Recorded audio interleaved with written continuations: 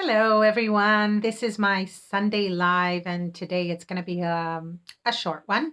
But I want to address the question that a lot of times people ask me, and or even um, a statement that they make. Usually, when it comes to my Facebook campaign ads, when I'm starting a Hebrew workshop or what have you, then people say it's impossible to detox from sugar for the rest of your life. That's absolutely an impossible thing to do. It's not healthy and it causes people just to feel like a failure or it's impossible. And here is my answer to you all. That is absolutely not true. It is completely possible to recover from sugar addiction. So, does everybody need to detox from sugar? No, even though I think everyone should try getting off sugar for 90 days and see what it feels like at least.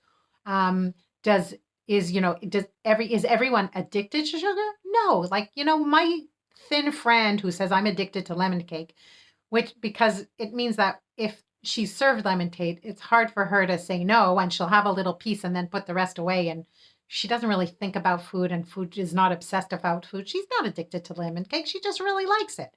People say, I'm addicted to like this TV show. No, they're not. They really like it. And so if the TV show is there, they want to watch it.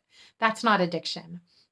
It's the same thing with food. Not everyone is addicted to foods, but there are some people, right, who it's not a matter of, oh, if it's served to me, it's very hard for me to say no.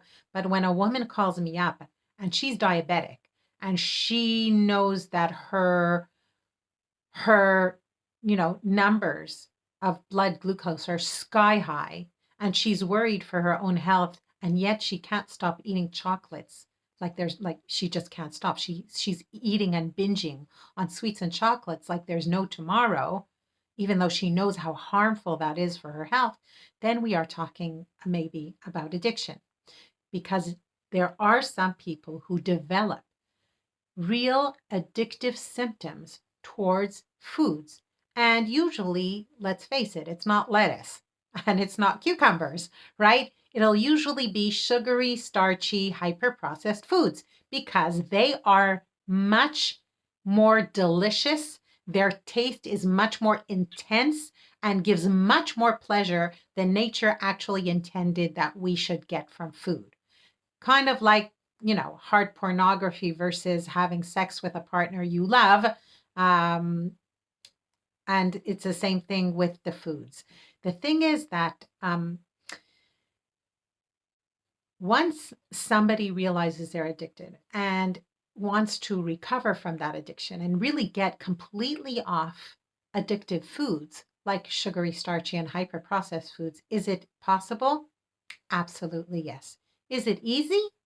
No, because first of all, our nutritional environment is very what's called obesogenic, which means that it promotes obesity. The most available and cheap and aggressively marketed foods are those addictive foods. So it's really, really hard many times if we'll go, to any family celebration or to work, if we don't live isolated in a cave, we're going to get cued about these hyper delicious foods, and that's really not hard. That's really hard. So it's not easy to do, but it is possible, and with the right support system, like going to a professional for professional food addiction detox or sugar detox, or joining a support group like Overeaters Anonymous or other 12-step groups, or there's so many now beautiful and wonderful groups to support people on their sugar-free journey. It is possible to live sugar-free and to live the rest of your life sugar-free. It doesn't mean that every day is a picnic, and it doesn't mean that every day there's zero cravings for sweets.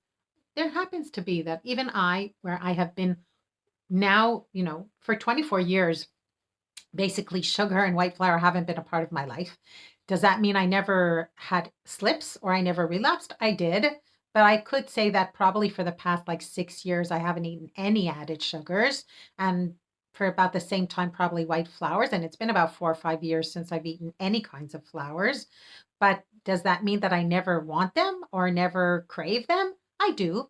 But the craving is not this horrible, that takes over that I just can't eat them. So with time and learning and a lot of perseverance and staying the way and staying the path, yes, it is possible to get free. And what I can say is that a sugar-free life tastes so much better than the most amazing chocolate, truffle, or ice cream flavor. It's just such a wonderful life. It feels so free. And now Passover is coming up. And on Passover, we celebrate the freedom that the Bnei Israel, that the Jews received from slavery to being independent. And that is what, for people who are truly addicted to sugars, um, detoxing and really giving them up, just breaking up with sugar, as Molly Carmel says in her book. Totally divorcing sugar can really bring freedom, a freedom from this feeling of being a slave to these sugary, starchy, hyper-processed foods. And yes, it is possible.